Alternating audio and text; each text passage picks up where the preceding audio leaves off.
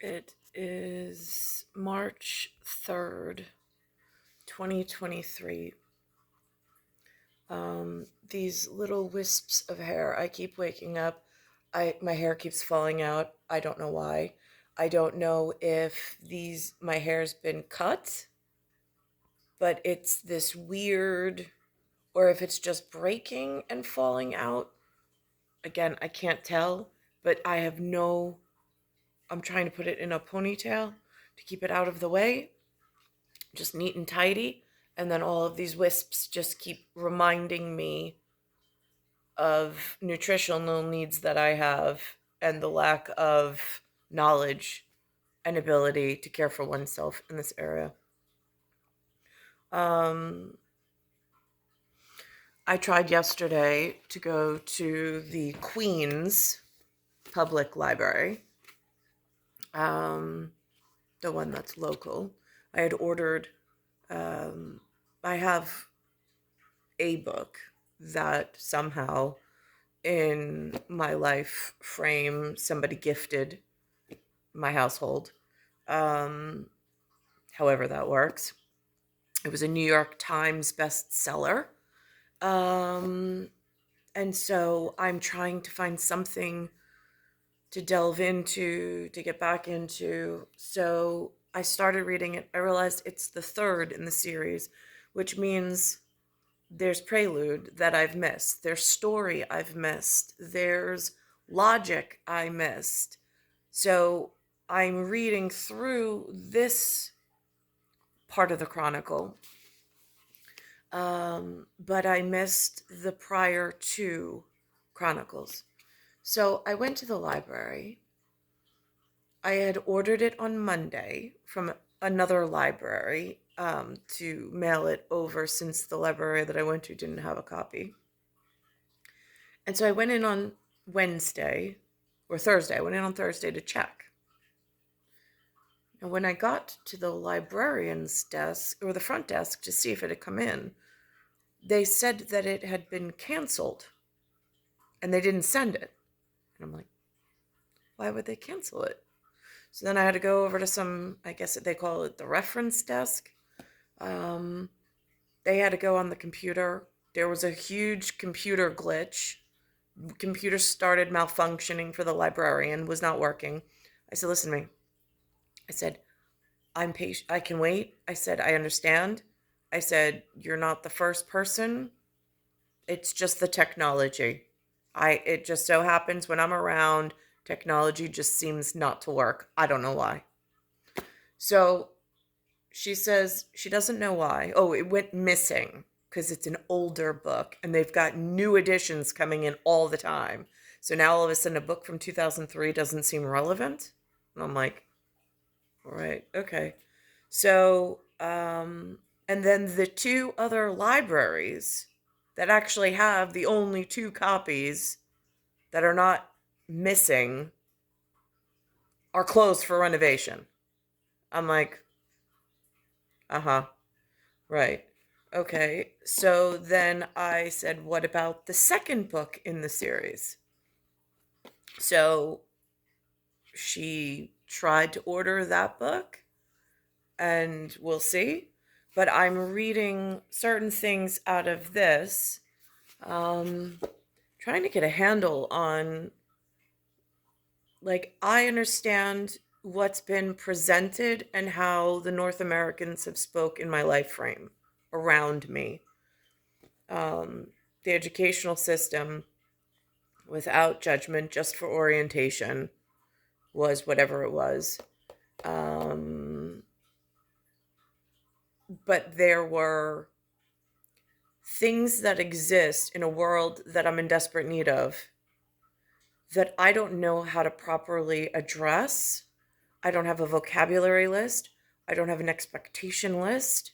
I don't know what their demands are. I don't know what their level of respect looks like. I don't know what their expectations are. So it is literally, I've said it before, like being in a blind. It's like being in a blind and not knowing any of the world. I mean, they had a M. Night Shyamalan did a movie about a girl who is in this way of living, and they were terrified about the world beyond the wall. And then she went to beyond the wall, and then whatever in the movie. And it's almost like it feels kind of like you don't know what's beyond the wall, but you know wherever you are now. And there are some really serious concerns that have never been addressed or never been handled properly. And then not even knowing how to raise a hand properly or ask for help. I put up one of the humans put up a signal or sign. I don't know, like, are these smoke signals? Like, if we're talking like tribes and headmasters and whatever, and they promoted a band called Low Cash and the Fighters, and it's a song called I Know Somebody. And so it takes place in a roller rink, which I haven't seen on this island since 1980s. And so I put up on my Facebook today, does this still exist? Because I'm in need of somebody. I haven't seen him, and I don't know how to find him. I don't even know how to research him. I know he exists. I just don't know where he went or what held him up this long. So anyhow, so this morning, so I'm reading in this book about how this, I mean, it's a book almost along the lines of like Star Wars was a different series, different author, different allowance. It had a producer called George Lucas, probably one of the only, I mean, him, James Cameron, and who's the other guy? Ron Howard. Those were the only three. And if I saw them in a room, even sitting together, I probably wouldn't even recognize them. Maybe Ron Howard. He's got this look that looks familial, but the other two I probably wouldn't. And not because I'm being disrespectful, just because it's not part of my life frame. It's not something that was cultivated, made idealistic. None of that. All of that was withheld from me while I've been in these series of rooms just trying to survive on Long Island. So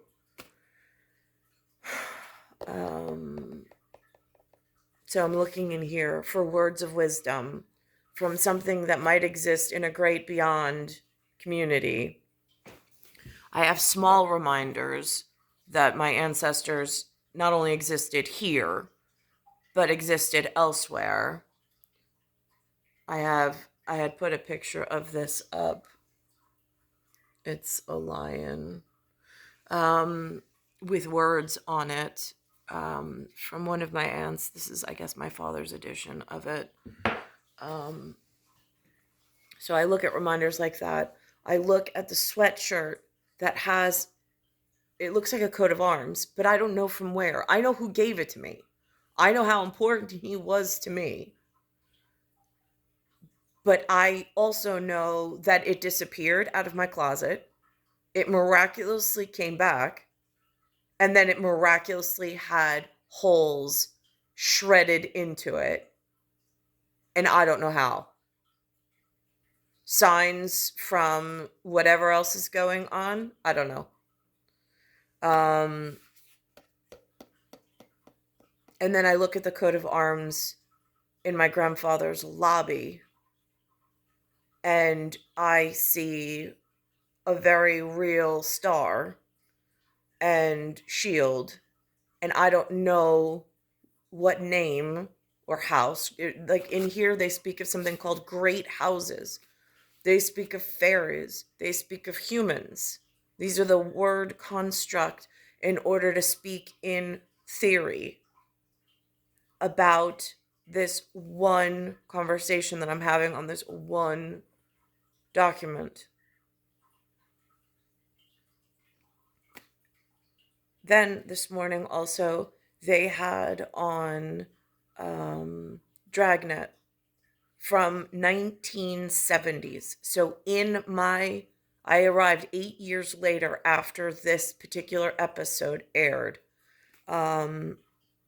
in the document of Jack Webb and whoever else was involved. For this particular episode, they mentioned Captain Green. It mentions pedigree. And they speak of dogs. Now, I don't want women to be associated with dogs permanently. For this one conversation, I mentioned the other day, like, I don't want to be classified. I mean, I don't want to, I don't identify as an animal. I don't want to be permanently stigmatized as an animal. However, there in the animal kingdom, when there is a procedure for zookeepers, for zoologists, there's a breeding program, and there is a network of zoo people or whoever take care of animals, whatever the word construct is. I'm not quite clear because I'm not part of that community. But in that industry, when there's an endangered species or the threshold of available breeding females and its entire population in ratio drops below some threshold, and then they're put on this endangered list, there are special procedures and protocols for handling these females. What I'm unclear about is why, when it comes to my human season, why the humans were not as prepared or efficient as some humans are for animals. I mean, they pay more and better care of animals than they do to some of the humans, or for some of the humans. It's incredibly disturbing, at this very basic construct. Then I'm reading in here, because I also, on top of bloodlines, I also have special feature of astronomical purpose by symbolic and by actual value and placement amongst whatever. I mean, there's supposed to be some form of alien breeding program. I've heard that used before. I don't know what happened to it. It looked like it was on track, and then all of a sudden it looked like it just fell apart. And it's like, what? I'm still here. I'm still astronomical. I still have astronomical purpose. And now it feels like somebody stole my holiday schedule. That word came up from me and one other human the day that my son was born. My special astronomical son. So I'm reading in here, and it's like reading mathematics for me, honestly. There's mathematical science that goes along with some of these paragraphs, where I'm learning how others construct their theory, their ideology, their patterning, the words. Then the letters have placement value. And then I offset that with my own personal story for the rights for which I own at this point. And then there's calculation and like astrology that happens. So I'm reading it, and it says in here something about a basic formula, like the standard formula, right? Okay, so there's a separate set of formulas for which I need to get to a very specific area for a very specific purpose, because there's a very specific something that happened that's hard to explain, but there is an area that takes care of that. I just don't know what they call themselves. So I'm trying to read to offset the poor, like the standard and poor level of education that the Americans provided, in order to offset that with something that maybe, I mean, this is an Irish author, I think, even though he has a German name. But again, it's all Greek to me, or maybe it's all Latin to me. I don't really know. Again, I'm astronomical. These things, like, they have a purpose, but it's not for general public. So, anyhow, so I'm watching this DRAGNET episode, and they're speaking, so not to be disrespectful, but it's the only example, and they're speaking of dog breeds. They mention something called a Duke. They mention something called a king, and then something they don't even call a queen. They call it a queenie. And I'm sure they did that for specific purposes. I just don't know what it was. So to be respectful and to not be disrespected myself and to not disrespect somebody else, this is the only hierarchy of words I've ever even heard. And then they have a duke mentioned in there. I don't know what the Jack Webb was intimating at when it was originally aired in 1970, before the problem with My Arrival in 1978 happened. I don't know what the fight was at the Great Beyond. I don't. But I've suffered here in North America after this has aired on television, and then something happened in my season, which was disrupted, which at Astronomical, whoever they are, it's incredibly significant and important, because it's not a public conversation to have. I know what I need to address in several methods, but it's like paramount, global, almost in its significance and importance. It's not whatever. And then it's a universe, I mean, all to itself. So, but now they've got these as media companies of some sort, which again, the ME at the IDA. Then I just found out there it actually is a place that of scientific purpose called an ION, ION. I'm like, that's interesting. But again, all these things have been kept from me. And it's just, I mean, so for whatever the big significant thing with technology department was on the first book in this series, I wasn't able to get it. They closed the libraries. I have no access to it. I can't even do my own research at book level.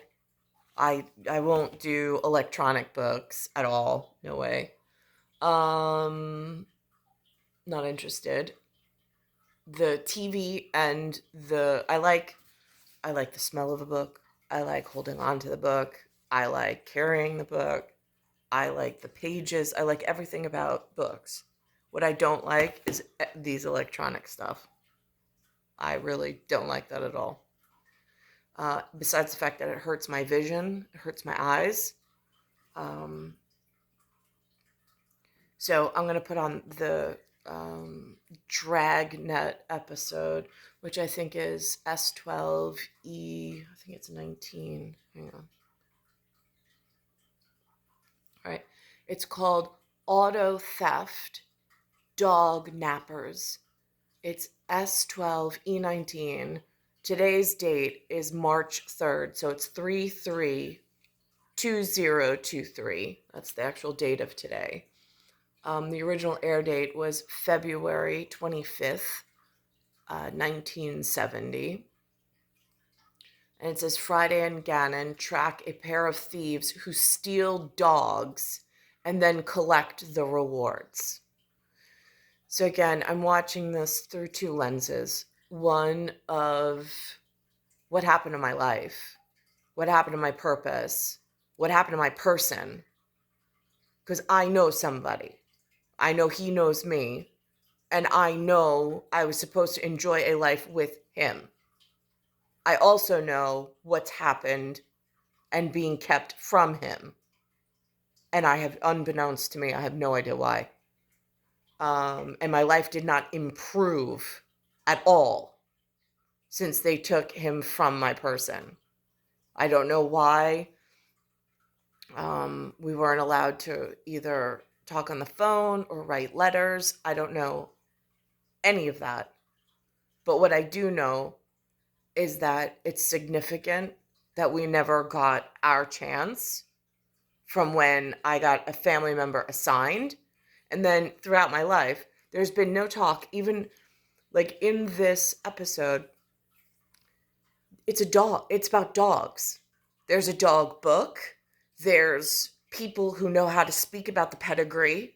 They know the lines of the pedigree. They're aficionados. I don't even have access to that. They haven't even, like my blood type, I'm 44 years waiting, and my mom before me is now 73. I still don't even know who our relatives are or anything about my ancestry. But yet there are others in New York that know far more of the information that I don't know what they've done with it. It looks like they've created a complete mess and a whole nother set of disasters. So here, this is what the episode looks like.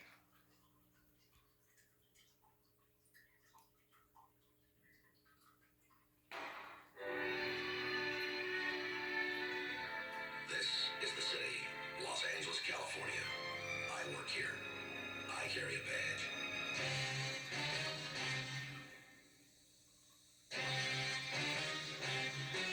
The story you're about to see is true.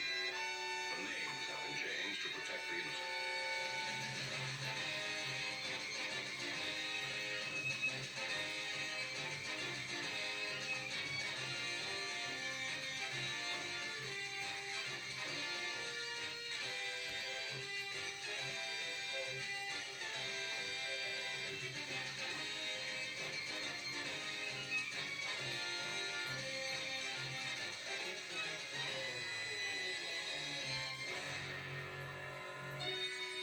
It was Monday, November 6th. It was cool in Los Angeles. We were working the day watch out of Burglary Auto Theft Division. The boss is Captain Green. My partner's Bill Gammon.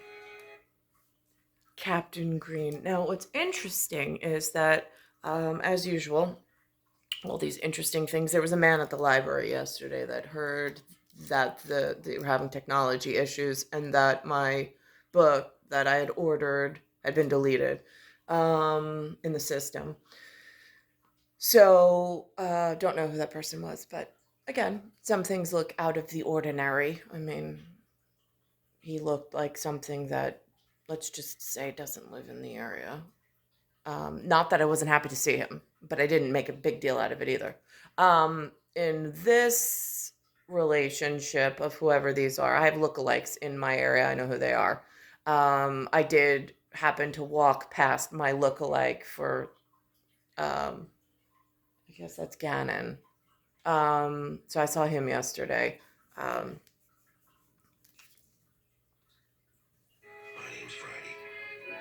10:10 a.m. We had just finished a 6-day jury trial on a case brought to our attention by the Los Angeles City Department of Water and Power. When we got back to the office, we met a representative from another city department with a problem. The employee was George Watson, Department of Animal Regulation. We didn't know if we could help him or not, but we told him we tried.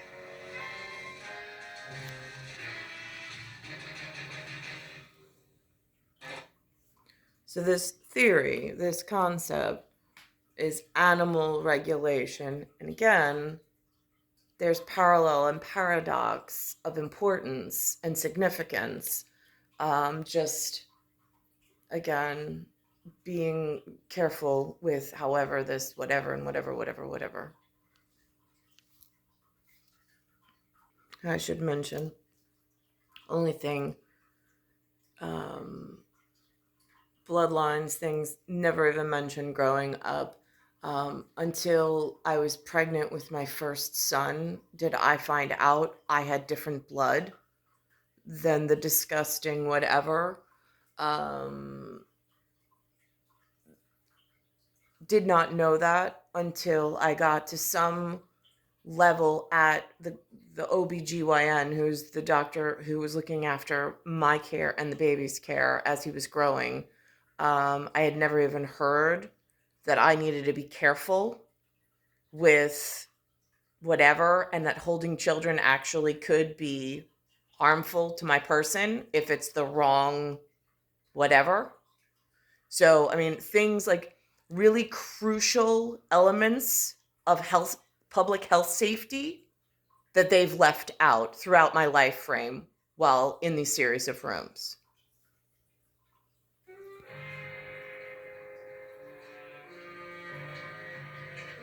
10:30 a.m. George Watson left us the list of lost dog owners. Our next job was to convince the captain an investigation was warranted. Anything on your mind? Yes, sir. We were kind of wondering how heavy the caseload was. For the first time in 6 months, not too bad. Why? There doesn't seem to be anything real pressing right now, does there, Captain? I didn't ask for a recap on the division workload. What's on your mind? Well, there's this case we'd kind of like to look into. It has to do with a bunch of lost dogs. Lost dogs? What are you talking about? Friday, you part of this? Well, yes, sir. Yes. Say nothing. Both of you better reread the department manual. The jurisdiction for lost dogs lies solely with the Department of Animal Regulation. You know that, don't you? Yes, sir, we know that, but there's a little more to it than just a straight law. Now, I don't know what the human equivalent of this is.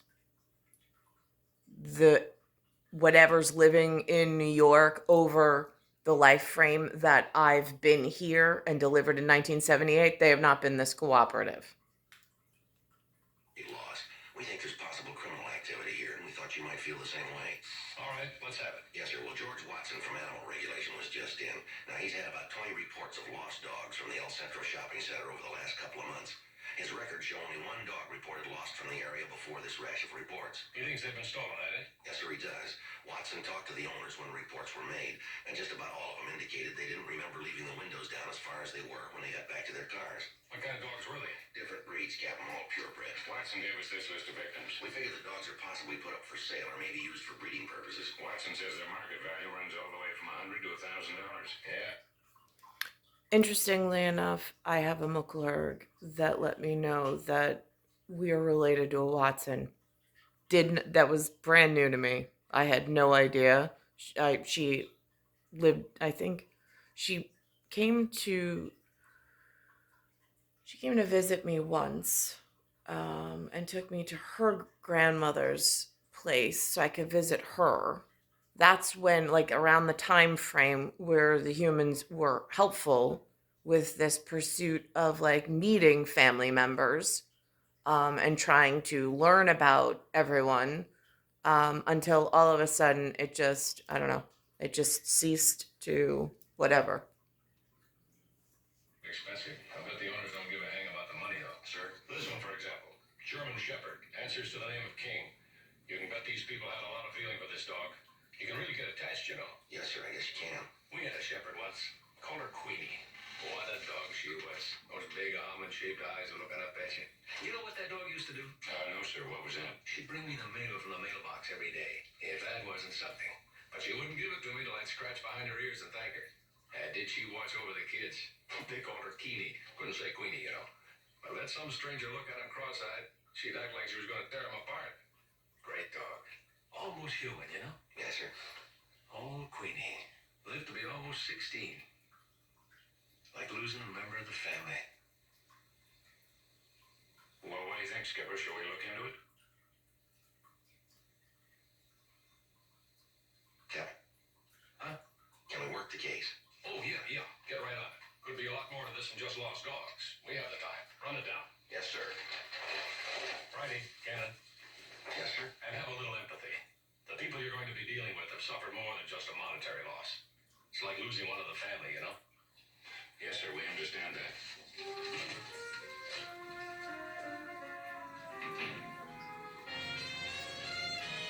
10:50 a.m. We began the investigation by interviewing the dog owner who had made the most recent lost report to the Department of Animal Regulation.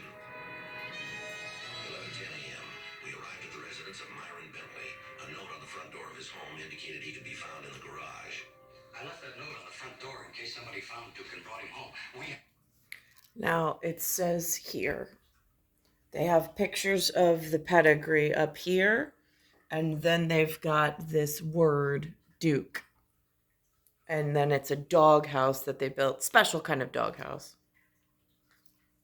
Some phone number on his collar, you know. Yes, sir. It sure is nice of you boys to help out. Didn't know the police department got involved in this sort of thing. We usually don't, Mr. Bentley, but this is kind of a special case. Well, I'm beholden to that. Duke's real special to us. The wife bought him about a year or so ago. She's an invalid arthritis, put her in a wheelchair several years ago. The dog makes a good companion for her, is that it? He does that. Or I should say he did. I wasn't much on dogs at the time, but I swear that Duke got part of me so wrapped up I miss him more than the wife does. Is this Duke? Yes, sir, that's him. Well, he's a mighty fine-looking English setter, Mr. Bentley, I'll tell you that. Appreciate your compliment, but he's a Clumber Spaniel. Oh, is that so? Yes, sir. Duke has a fine background, dates back to the 1750s. English ancestry, I suppose. His breed was brought along in France. Oh, I see. A Frenchman by the name of Noailles developed the breed. It wasn't until 1760 he gave a bunch of them to the Duke of Newcastle over in England. That's the reason you call your dog Duke, because of the Duke of Newcastle. No, I don't know. I'd say it was a toss-up. No, I was a Duke, too. That was kind of...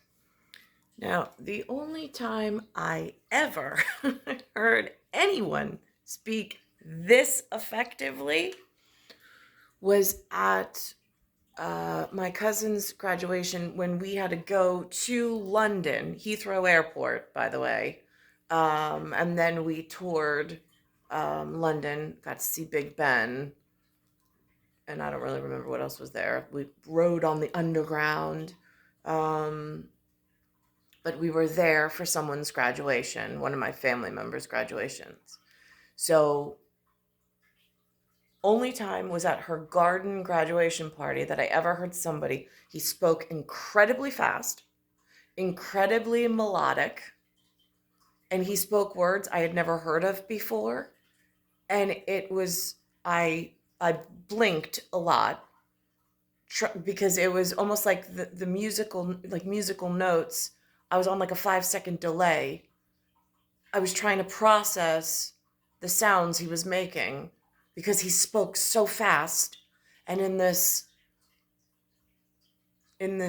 way he used his vocal instrument, it was almost like trying to catch the words as he spoke them, in some new magical format that I was not used to, because everybody in North America, in New York, spoke very flat, very monotone, very blasé. And it was the first time I heard anybody with like any real,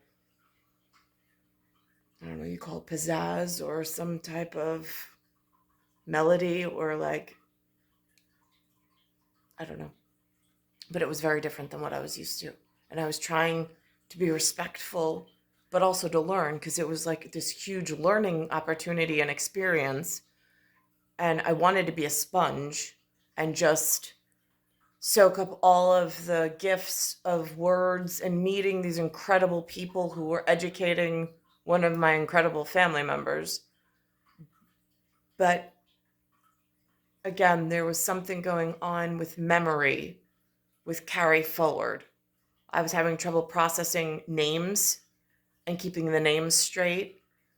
I think they had a conversation about Viking. I didn't even know what that was. I wasn't learning in New York. I wasn't learning about Greeks. I wasn't learning about Romans. I wasn't learning about Vikings. It was like a dead zone. It was almost, I mean, I don't know how else to pronounce the situation of what was going on in the series of rooms that I entered each and every day, waiting for this time period where my family member was ready to come get me so I could start my life. It's kind of a thing in those days for noblemen to give dogs back before this presents. I was making this for Duke. Wanted to give him a present on his birthday next week. How do you like it? It's quite a doghouse, Mr. Bentley. Most folks would think I was crazy building all this for a dog, but Duke's all the wife and I have. It was her idea at first. She found this drawing of the Duke's castle and thought it'd be nice to make him a replica. The castle belonged to the Duke of Noailles? No, the Duke of Newcastle. The Clumber was the name of the Duke's estate. That's where the dog got its name, Clumber Spaniel. Oh, sure. Just about finished now. Kind of got in my blood once I started. Keeps our hope up we'll get him back. Take a look in here. Get right down here. Take a look inside. Keep that light switch on right beside you there. My wife used to be an interior decorator. She did the inside. Rugs, wallpaper, chandelier, and even the Duke of Newcastle's coat of arms. See it back there? Isn't that something? Yes, sir, it sure is. Never seen anything like it, Mr. Bentley. I added a little special touch, too. Keep that button there, Sergeant. And if Duke wants to get out, why, there's another button on the inside. It kind of adds that medieval touch, you know? You think Duke will be able to work those switches, do you? I know he will. Smart as a whip. Why, Duke will have that drawbridge mastered quick as a wink. That is, if we ever get him back. Has he ever run away before, Mr. Bentley? No, sir. He's always been real obedient. I tell him to stay, and he'd stay put till I told him to move. I guess he got kind of mixed up, though. How's that, sir? At that shopping center. He probably jumped out of the car window to go looking for me, then got himself lost. It's a big place, you know. Yes, sir. Now, do you remember leaving the window down far enough for him to jump out? To tell the truth, I'm kind of confused about that. How do you mean? Well, I thought I'd left it down just a few inches. But I must have had other things on my mind because it was down darn near all the way when I got back to the car. Which window was it? The one on the driver's side. Did you lock your car? Yes, sir. What about when you returned? Was it still locked? Yes, sir. I remember because I had to use my key to get in. Well, what's all this have to do with finding Duke? Well, you see, Mr. Bentley, a fairly easy way of getting into a car when a window is partially open is to run a wire down through the opening. It's an easy matter to pull up the lock. You mean you think somebody stole Duke? It's a possibility, Mr. Bentley. That's why we're looking into it. No, I can't believe that. Dogs just jump out of cars once in a while. It happened to my wife's friend a few days ago at the same shopping center, as a matter of fact. Did she report it? I don't know whether she did or not, but she got her dog back inside of 2 days. Oh, she found it. No, sir. Somebody else did. Eula, that's her name, Eula Van Meter. She put in an ad in the classifieds, and this fella read it and delivered the dog right to her door. Now, this ad, Mr. Bentley, was a reward offered? Yes, sir. $100. She was happy to pay it, same as me. Oh, is that right? I put an ad in myself this morning, offered $200 reward. And Duke's worth every dime of it. I love that dog, Sarge. I'm not ashamed to say so. I just love him. It's not how much he's worth in dollars. Yes, sir, we understand. A personal pet. How do you put a value on that? Although not believing his dog had been stolen, Myron Bentley agreed to notify us in the event someone answered his newspaper ad. Now, what's interesting is then it goes to now this Afghan breed. And I'm like, now in this year, 2023, there was some talk of an Afghan war they fought for 20 years. I don't know what over. I don't know what on. But it did happen in the headlines as far as we're concerned. Bentley gave us the address of his wife's friend, Eula Van Meter. We drove over to talk to her. Oh, Zardy just loves everybody. Well, I shouldn't wonder. He's certainly a mighty fine-looking Irish wolfhound. He's an Afghan hound from one of the finest breeding lines in the country. Oh, sure. I guess I just got the breeds mixed up. Well, I can't understand why. There isn't the slightest resemblance. No, I can see that. What did you say your dog's name was, ma'am, Zardy? Yes, I call him Zardy. It's short for Zardan. Well, that's very interesting. Zardy, short for Zardan. Do you recognize the name? Well, Not many people do, you know. It is refreshing to meet someone who really knows the history of the breeding lines. Oh, I try to keep up on things. Yes. Zardan was the first Afghan hound, at least the first to be exhibited to the world. I thought it would be nice to name Zardy after his famous ancestor. I can't agree with you more, ma'am. After all, Zardan was the first. What was that man's name again? I have the hardest time remembering. Oh, what man is that? You know, the one that exhibited Zardan in England for the first time. It was 1907. Oh, well, the name slips my mind right now. Barr, that's it. Mr. T.A. Barr. Right, T.A. Barr. He's the one that exhibited Zardan for the first time in England, 1907. Yes. You know, I thought I lost my Zardy for good. Yes, ma'am, that's why we're here, Miss Van Meter. Now, what were the circumstances surrounding the loss of the dog? Oh, the silly thing jumped out of the car while I was in the pet store buying him a new collar. Where was that? The El Centro Shopping Center? Why, yes. Just 3 days ago. You say El Centro? I mean, like, again, this central level of intelligence. I'm like, wait, what? I didn't know what to do when I got back to the car and found Zardy gone. Did you notify the animal shelter? No, I didn't even think of that. Now, what condition was your car in when you found him missing? Condition? Yes, ma'am, I mean the windows, the doors. Oh, well, That was my fault, all right, and I'll tell you, it won't happen again. Now, you didn't notify the animal shelter, but I understand you placed an ad in the newspaper. Is that right? Yes, sir, and am I glad I did. This nice man read the ad the first night it was placed and brought Zardy back to me. Did you offer a reward? $100, but I didn't pay that. You didn't pay that. I gave him $50 extra. I was so happy to get Zardy back, you know. Can you describe this man to us, ma'am? Well, he was young, about 20, and kind of small, Now, again, I don't know where they keep these episodes, but towards the end there's a trial date on there. It's got symbolic reference to whatever at astronomical terms. And then it's got who these two people were at the end. Again, I don't know how, I'm trying to read words to theorize how somebody may or may not be using the system somewhere while I've been just waiting for really significant things like the ability to care for myself, buy myself clothing, take care of my hair, my nails, my nutrition.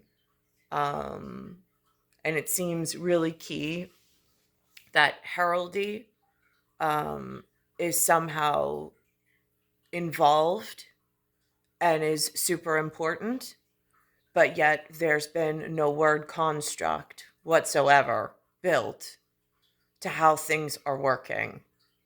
And then on the side of there's no intelligence, it looks like, to be found anywhere. This morning on CBS, Gail announces that Angela Bassett, she calls her a queen. I'm like, I've heard that's fighting words somewhere else, but I'm in account of queen. So when I put queens on Facebook, it's a location. And that's been since the time where we moved from a 4-digit zip code in the US Post system to a 5. That seems like a really significant trigger detail as well, might I add. With no intelligence anywhere to be found that I speak to on a regular basis, not even sure what qualifies these days. This is somewhat like I'm doing intelligence building, I guess, or analysis of the reality that they want me to believe. Not that I'm buying it, not that I'm living it, but I'm certainly questioning it. And if this fell into the wrong hands, with their words and this freedom of speech, what are they painting?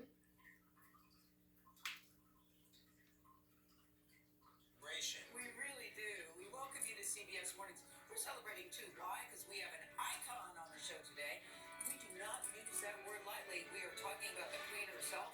That would be Angela, as in Bassett. It is no surprise that she is an Oscar nominee for Black Panther Wakanda Forever, but it is a surprise that it's just her second nomination. She has not won before. We cover everything from her early days in the theater to where... I don't know where they come off making these bold statements. I don't know who gives them authority. I mean, I'm astronomical, and I haven't been asked, I have not voted, I have not been counseled before they make these statements. In planetary terms, that's a big no-no. But they seem to do it anyway, and repeatedly over my 40 years, and my mother's 70 before me. It's star 1978, star 8378, Nicole Cattaruzza. It's Earth, solar system, Milky Way, universe, galaxy is broken. And it's Bayside Station, Bayside, New York, 11361.